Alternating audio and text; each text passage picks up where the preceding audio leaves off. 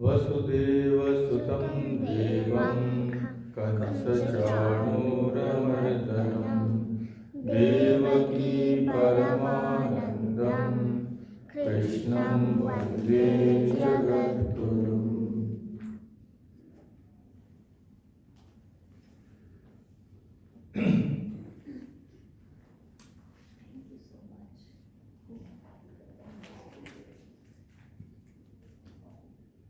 So welcome everybody, and let us join Arjuna and Shri Krishna on the battlefield of Kurukshetra again. So we had left Arjuna in a rather difficult situation. He is faced with one of the greatest decisions of his life. The great war is about to start. Everything is ready. Shri Krishna is thinking that my dear Arjuna will vanquish the enemies, establish righteousness, everything will be all right again, the society will be rid of the evil Kauravas. All these hopes were on Arjuna's, were expected from Arjuna.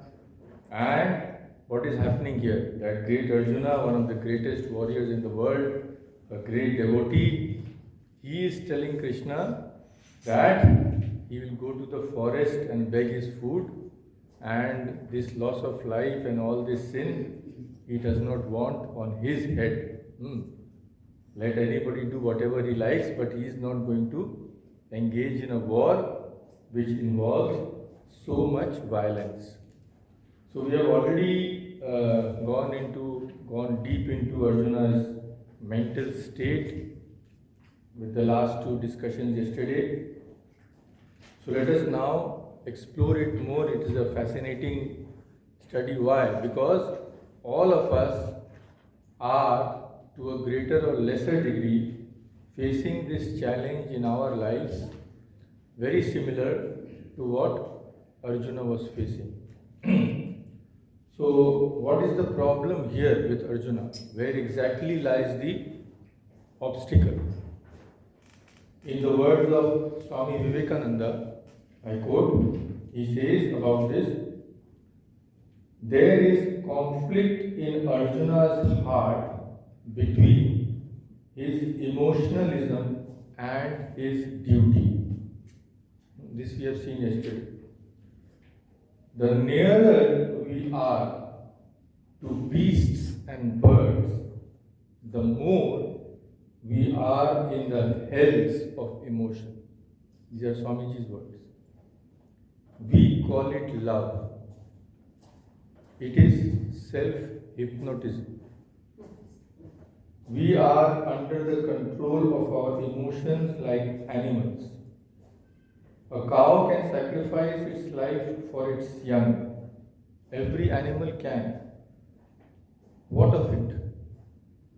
It is not the blind, bird-like emotion that leads to perfection. To reach the eternal consciousness, that is the goal of man. Their sentimentalism has no place, nor anything that belongs to the senses. There only the light of pure reason exists. Unquote. So many of us will be a little unnerved by this. Swamiji says their emotion has no place. So what to do with our emotions? We simply can't get rid of them. So as we had hinted upon yesterday, here emotions has no place means our unpurified emotions. Because actually it is our emotion which for most of us can lead us to God. But not the emotion which is unguided by reason. Emotions can play a very, very constructive part in our lives and help us to reach God. All of you have heard of Bhakti Yoga. So there are 4 yogas: Jnana Yoga, Bhakti Yoga, Raj Yoga and Karma Yoga. Bhakti Yoga, or the yoga of devotion. Sri Ramakrishna says that is the religion of this age. He says in the Kali Yuga, bhakti is the most important thing. What is bhakti but emotion? It is nothing but emotion. But the whole science of Bhakti Yoga, what is it? It is to purify our emotions and then guide it in the right direction. That is the thing. The same fire which used properly can cook our food and nourish us. And the same fire, if it is misguided, it can burn our homes. It's the same thing. So emotionalism here means mere sentimentalism, which is without any rational basis. It is just what our nature prompts us to do. And without thinking, we do it. Almost all of us.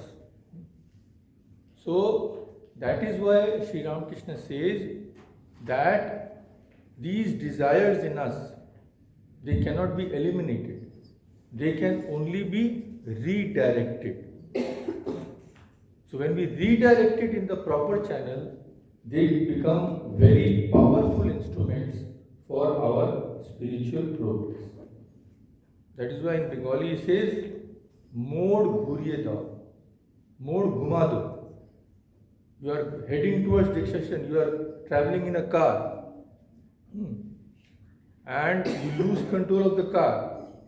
So that car, if not controlled, in cold areas, what happens? There's black ice and all. So the car has no control and it can lead you anywhere. But same car, if it is under control, it will lead you towards its destination. So it's the same emotion which we are using.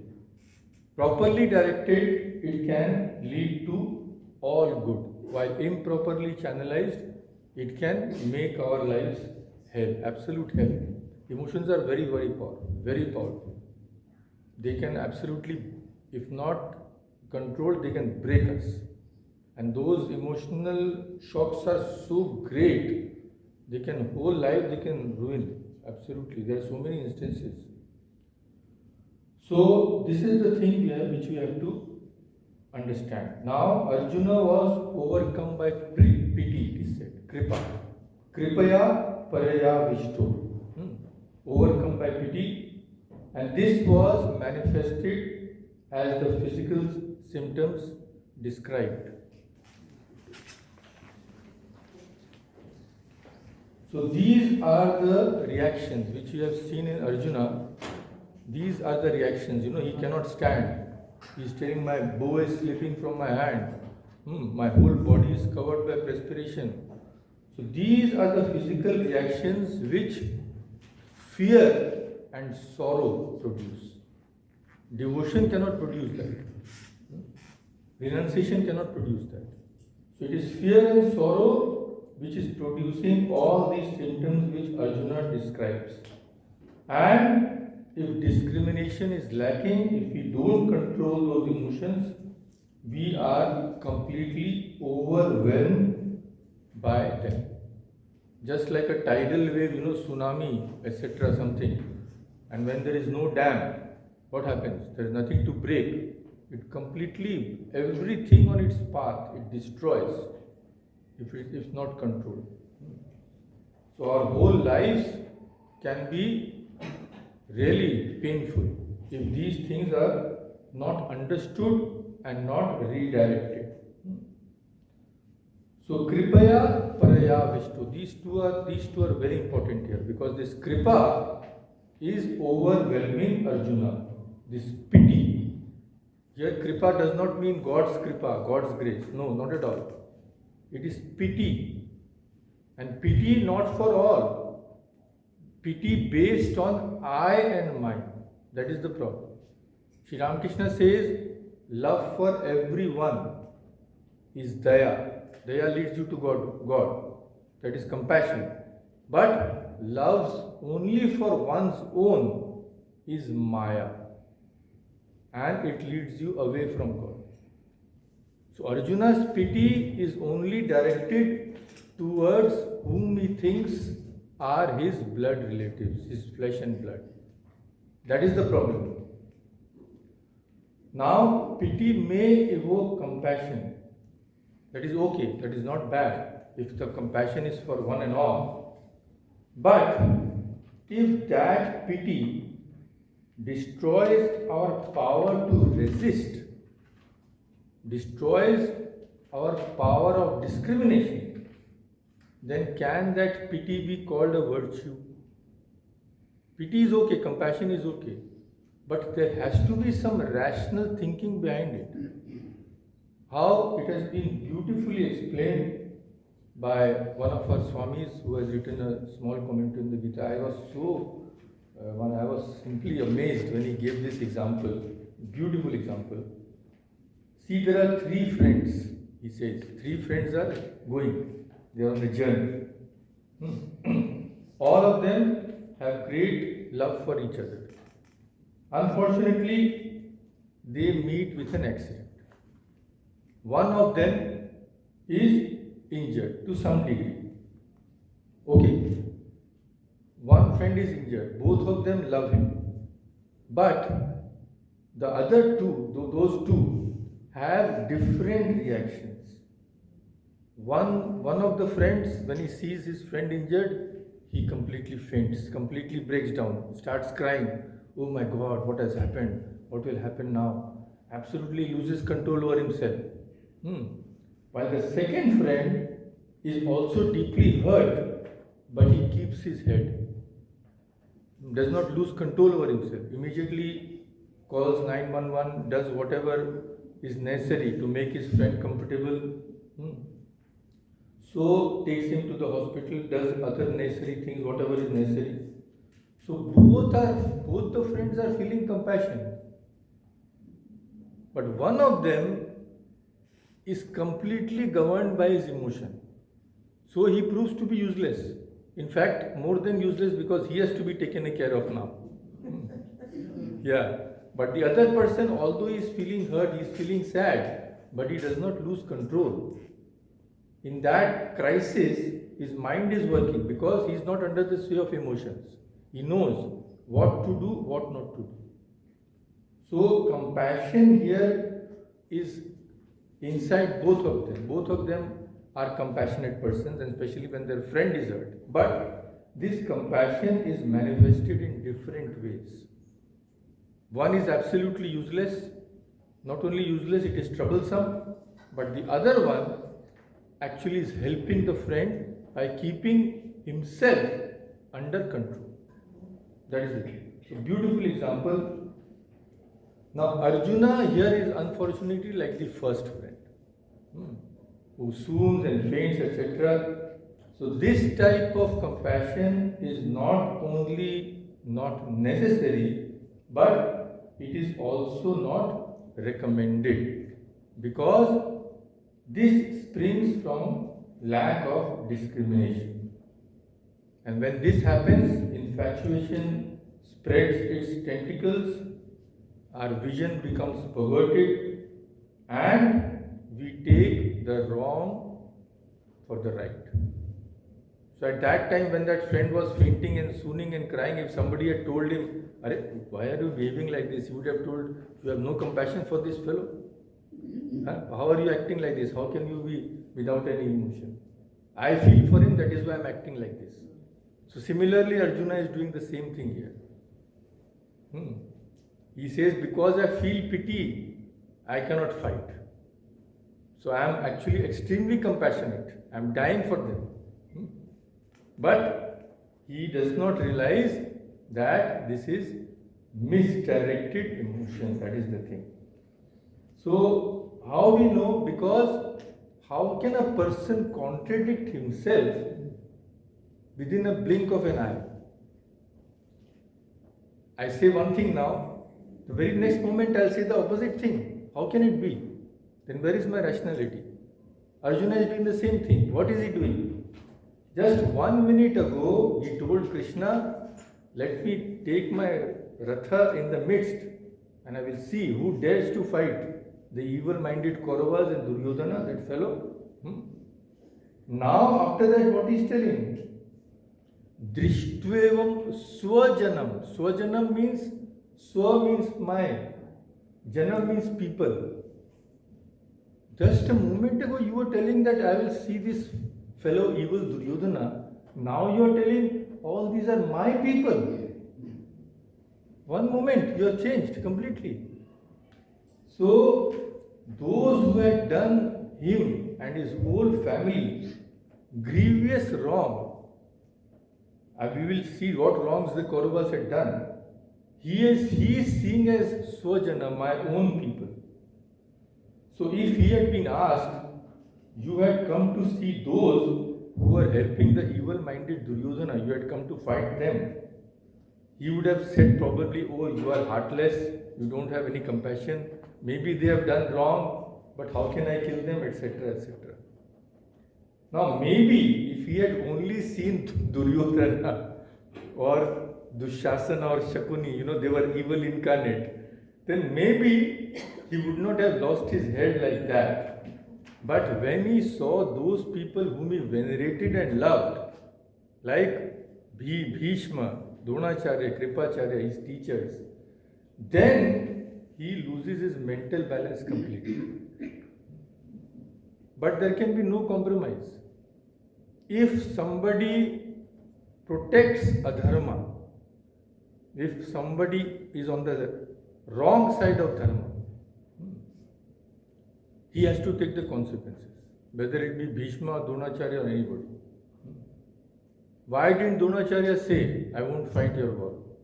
Why didn't he say? Although everybody was aware of the evil-minded Duryodhana.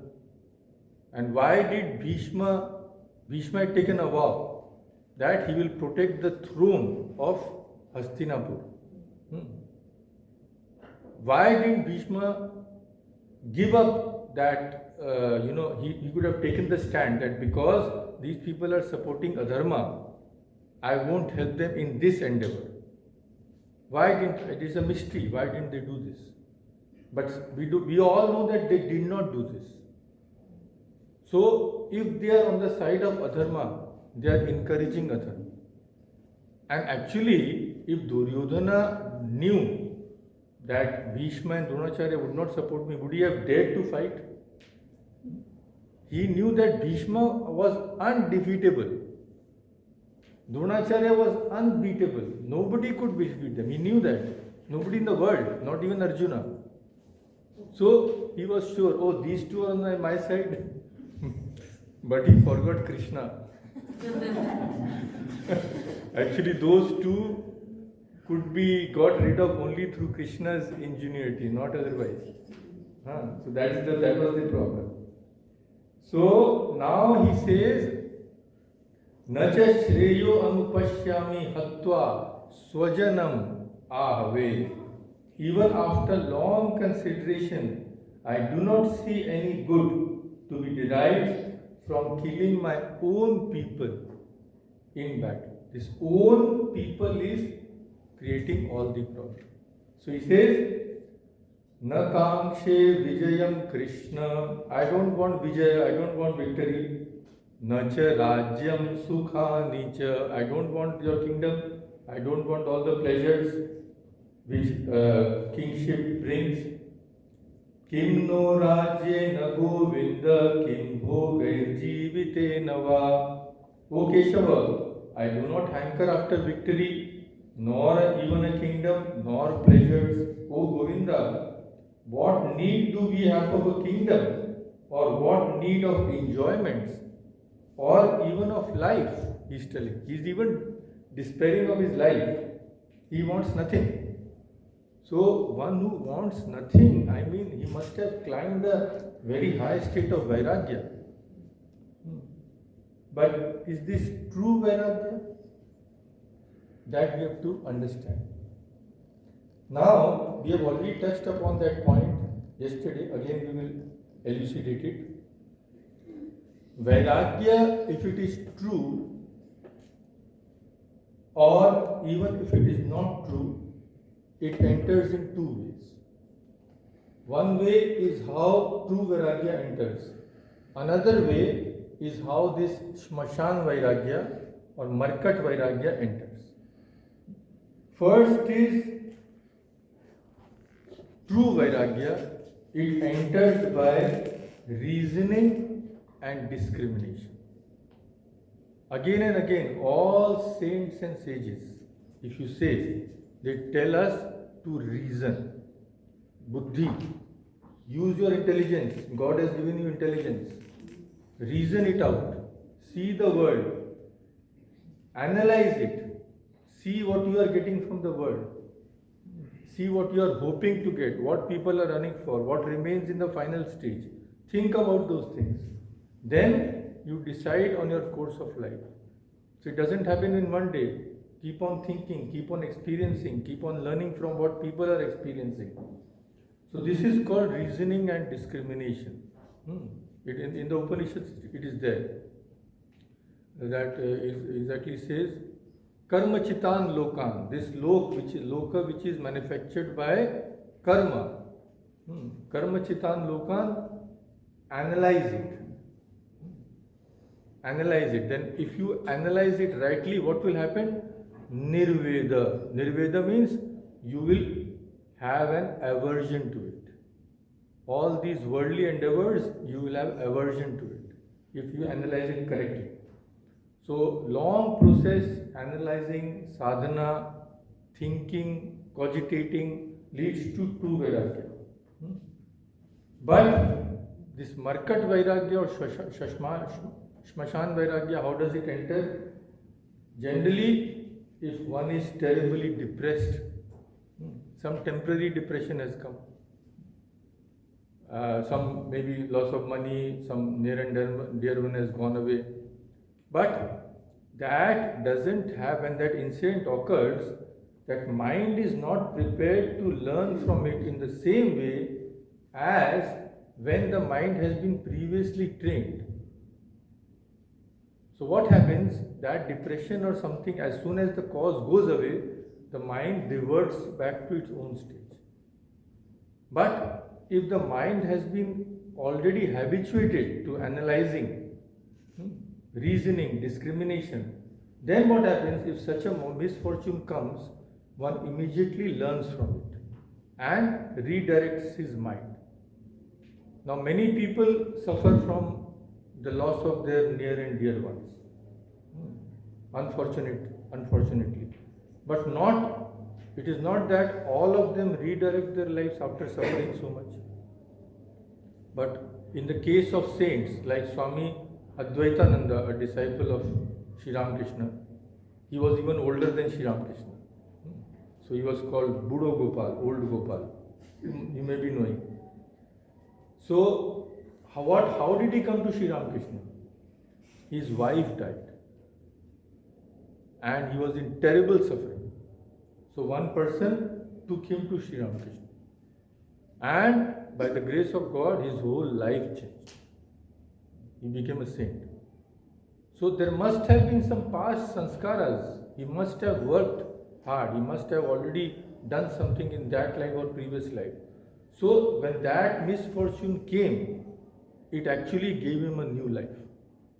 But for ordinary person, what happens? It completely breaks them. Neither they find any joy in the world, and nor are they aware of spiritual values. So where will they go? So we have to see that this does not happen. That is the thing. So this is how true Vairagya enters. It is not that suddenly one morning one is filled with Vairagya. It generally does not happen. Maybe some exceptional cases which we have discussed yesterday.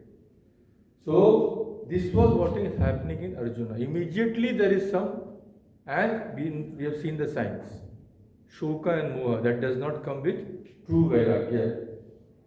So we can easily assume, we can easily guess that what Arjuna was experiencing was not something positive. So he says next to Krishna, again in the same depressed attitude, he says, Etana hantum ichhami gnatopi madhusudana api trailokya rajyasya heto kimnu mahi krite. O Madhusudana, even if we die in battle, I do not want to kill them. Let them kill me. I don't want to kill them. Even for the sake of a kingdom extending over 3 loka. Patal lok, this Mrityu lok and Swarga lok. So I get the nether regions or the world and the heavens also. Not for I won't kill them. I won't do anything. So what to speak of doing so for the earth only? So much pity, so much renunciation. So either he is really possessed of renunciation or he is talking in a delirium. Now what it is? Which one of that it is? So this next verse which Arjuna says will tell us, will absolutely put the nail in the coffin, so to say. It will absolutely surely tell us that he is not in his senses. What is the next verse? Very important verse. He says, see how he contradicts himself in the next verse. He says, Nihatya dhartarashtrana kapriti sya janardana. Janardana, what happiness shall we derive by killing the sons of Dhritarashtra? The next what he says is very important. Papam evashraye asman hatvaitan atatayinah. Sin will certainly accrue to us by killing these felons. These felons, evildoers, rascals. If we kill them, we will have sin. We will be committing sin. This is the contradiction. So, Atatai in Sanskrit means felons. Those who are really evil people. Now, Arjuna is telling that by killing these felons, we will incur sin. He is contradicting the words of the scriptures. Because the scriptures say that one who sets a house on fire, suppose someone comes and burns my home, one who poisons another, one brandishing a sword, means coming to you, attacking, for no reason, one who is a stealer of wealth and a stealer of another's land and wife. These 6 are atatais or felons. So this is the description of atatai given in the scriptures. That one who sets a house on fire, one who poisons, one brandishing a sword, one who steals one land, etc. These are felons. And how should one deal with them? Here Arjuna is telling, we will incur sin. And the scriptures say, how should you deal with a felon? He says, when one finds a felon approaching, one should certainly kill him without consideration.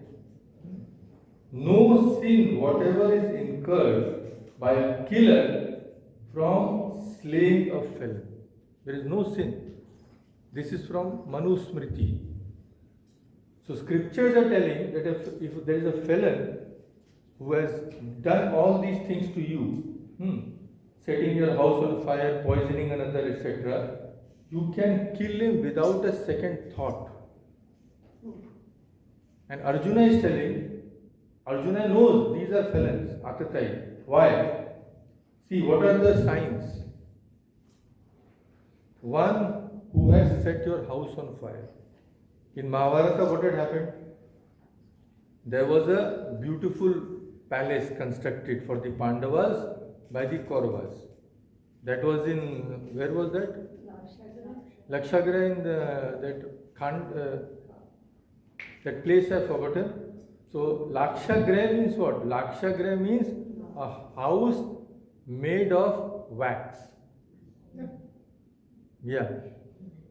Like here in Canada, when I came, the walls seem like just concrete, but you tap them, it is all wood. Yeah, outside you cannot make the difference. So what he did, with the help of a extremely clever architect, he built those palaces for the Pandavas. And he told them, you go and stay there, nicely enjoy yourself, then after a month come back. Dhritarashtra was involved in the scheme. So when they sent him there, they sent the Pandavas there, one night they told one person, you set the house on fire. And the whole thing would burn like, dry wood, even faster. So all of them would be burnt to death. That was their plan. But Vidur was the mantri, he was the chief courtsman of this, our Dhritarashtra. He was a very noble person. He was actually brother of Dhritarashtra. Yeah. So he warned the Pandavas. He just told them that, when a mouse is attacked, where does he go? He digs a hole. Some sign he gave. So Yudhishthir understood that something is being planned. And when they saw that the house is made of wax, they dug a tunnel. Yeah, they dug a tunnel and escaped. So this was the first one, setting a house on fire. Then one who poisons another. When they were playing, when they were young children, young boys, Duryodhana had poisoned Bhim. He put poison in his food and threw him in the river. But it is said that Bhim went to the netherworld. There some serpents were there. They bit him. So by biting Bhim, they got rid of his poison. Yeah. So he was saved. Then one brandishing a sword, coming to harm you. So they are doing anything that by all means possible. One who is a stealer of wealth. They have stolen everything Pandavas had. They had made them beggars. And a stealer of one's land and wife. So that also they had done. When the Pandavas were in the forest, one Jayadratha was there. He had even kidnapped their wife, Draupadi he had kidnapped. So they had done not one, they had done all. And the scriptures say that a felon should be killed immediately without a second thought. And Arjuna is telling that we will incur sin by killing these felons. So here we have no doubt that Arjuna is not he is not talking rationally. He is contradicting the scriptures. Now, one question may be raised. All these are, beautiful insights. This also I got from that Swami Vimohananda, that commentary on the Gita. So, he says now, he raises a question. Okay, you are decrying Arjuna, blaming this poor Arjuna for no reason. But similar thing happened to King Ashok.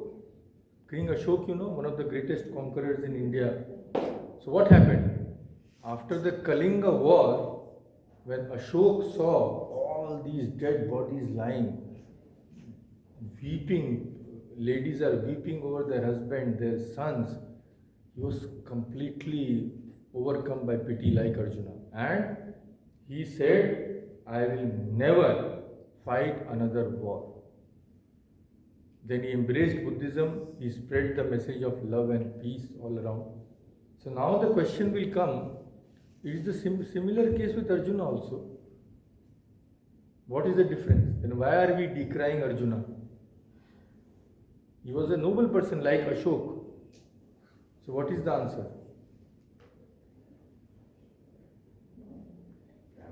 Ashoka had done his duty fighting and then realization. Probably he used his discrimination and rationale and then decided. Yes, that is one reason. Another reason?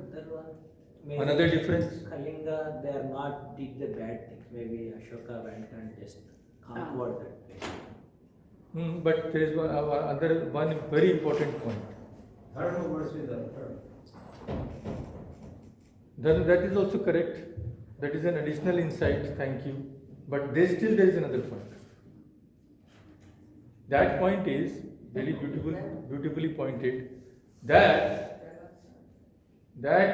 Ashok's compassion was first of all what you had said, that was not before the war. That was after the war.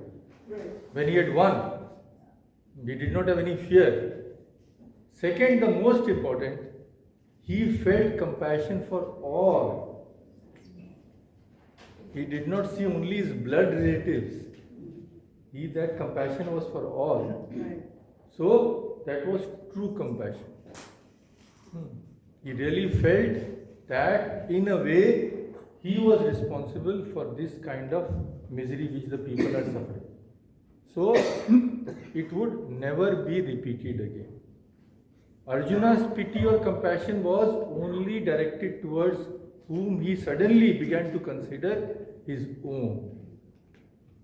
So he says, how can I kill my own kinsman? This statement should not be forgotten. This is the main problem. These are the two differences. But when a person is goaded by attachments, what happens? He never confesses his weakness, but tries to justify it by all means. That is what Arjuna was doing. So he continues like this. What does he say? यदि माम अप्रतीकारम अशस्त्रम शस्त्रपाणयः धार्तराष्ट्र रणे हन्यो तन्मे क्षेमतरम भवेत्. He says, if in this battle the sons of Dhritarashtra, armed with weapons, kill me, who am non-resistant and unarmed, that will be more beneficial to me. He thinks by doing, if something is done like that, he will go to heaven. So, next he says, Nahi prapashyami mamapanudyat yad shokam utshoshanam indriyanam avapya bhuma vasapatna vriddham rajyam suranam apichadipatyam. So he says, I do not see that which can, even after acquiring on this earth a prosperous kingdom free from enemies, and even sovereignty over the gods, remove my sorrow, which is blasting my senses. Yat shokam utshoshanam indriyanam. That shoka, what does it do to my indriyas? It is drying them up. It is blasting my senses. I am completely shattered. Now he is realizing that he is completely under the control of those emotions. So he says, I cannot think straight. So Arjuna is overwhelmed by pity and sorrow. He lets himself swim in its tide, has no control over himself, and that is why he becomes a tool in the hands of his emotions. And finally, after having said all this, what did Arjuna do? Evam uktva Arjuna sankhe rathopastha upavishat. Evam uktva. Having said this, what did he do? Upavishat. He sat down. He cannot stand. His legs can't support him. Rathopastha upavishat. He sat down on his chariot itself. And what did he do? Visrijya sasharam chapam. Visrijya means he gave up, he cast aside. Sasharam chapam. Shoka samvigna manasaha. Being overwhelmed with sorrow, he cast aside his bow and arrows. So, having previously stood up to observe and also for war, Arjuna, whose mind was afflicted by sorrow, sat down in the midst of the battle. This was his final state, good for nothing. Absolutely. So we have seen that the great warrior Arjuna, whom even the gods and demons feared, who had even fought with Lord Shiva, is now unable even to hold his bow because of the lack of fortitude that has resulted from seeing the army of friends and relatives. This I quote from a commentary on the Gita. He is reeling under the influence of his attachments, and this is what is producing sorrow. Yat shokam utshoshanam indriyanam. That shoka which is blasting his senses. Why should vairagya, which leads to God, why should true love produce in us this sorrow? Can it ever be possible? There is something wrong if this sorrow is being produced. So we are not on the right path that it is telling us. Because comparing the good results of true renunciation and devotion to God and true love, we can compare the results produced by them and see that here the results produced are completely the opposite. So this is what is happening, and now we will see the sum and substance. Actually, it's a long, there are many more verses which Arjuna says to justify. He gives so many arguments. Naturally, it will take a lot of time. We will not go into all that. So we have got the gist now. So sum and substance of what Arjuna seems to say to Shri Krishna. What is the substance? This it is described in a beautiful way, which I reproduce before you. Very important.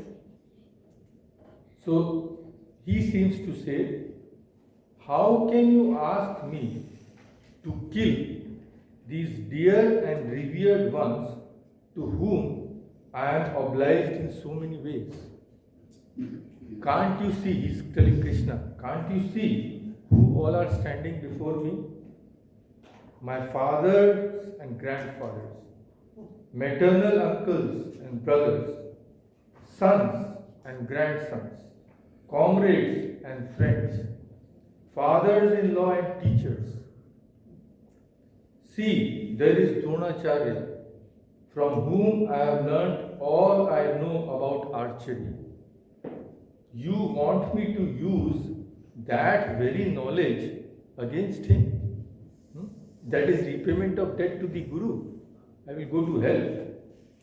Is this how I should return his favors? And see who else are there. Bhishma, Kripacharya, all these revered ones.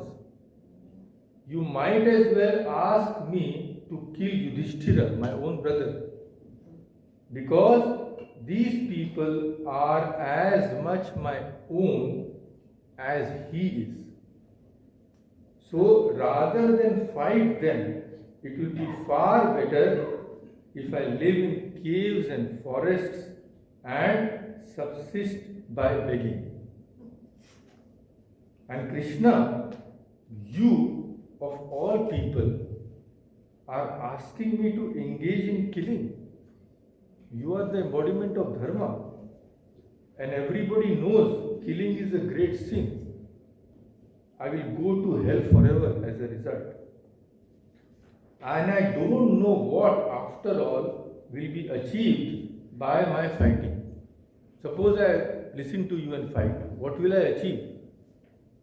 In fact, if I don't fight, there will be a positive gain. As for that which we wish to gain by being victorious in this war, we hope to gain something like kingdom, etc. I will have nothing to do with them. No, not even if I get to rule over the three worlds, because what I gain will be drenched in their blood. Like blood money, you know. So similarly, Arjuna is telling that. The blood of my near and dear ones. And of what use will be all the pleasures of this world if I can't share them with my near and dear ones? What will I do with the pleasures? I am not fighting for myself. I would rather give up my life than even think of doing that. In fact, it would be proper for me to please them, to please my near and dear ones in every possible way. Every person wants that his lineage should continue. We all want grandchildren, grandchildren, maybe great grandchildren. So every person wants that his descendants should live a long time, and you want me to destroy my own clan. What are you telling? It would be like killing oneself. So I won't even lift a finger. I won't even lift my bow and arrows to fight, to commit this evil deed. No, not even if my near and dear ones kill me as a result. To hell with this war. So let them kill me, I don't care. And they would have killed him. If Arjuna had refused to fight, would Duryodhana let him remain alive? No chance. So, this is beautiful way it has been summarized. All the arguments, which of course we didn't have the time to read, he says many things. There will be Sankara, there will be mixing of clans, Sankaro Narakayaiva, Kulagnanam, Kulascha, Patanti Pitaro Yesham, so many things he says. So, this is the gist of what Arjuna is saying. Now, in the next section, we will discuss what Sri Krishna replies. How he helps Arjuna to get rid of this. Of course, that is not the whole thing, but our aim is to concentrate on the verse which Swami Vivekananda has said is the essence of the Gita. So very important, we will see that verse also and also try to guess why Swamiji has called that the essence of the Gita. So let us end here today. We can maybe have one or two songs, or you people can sing. So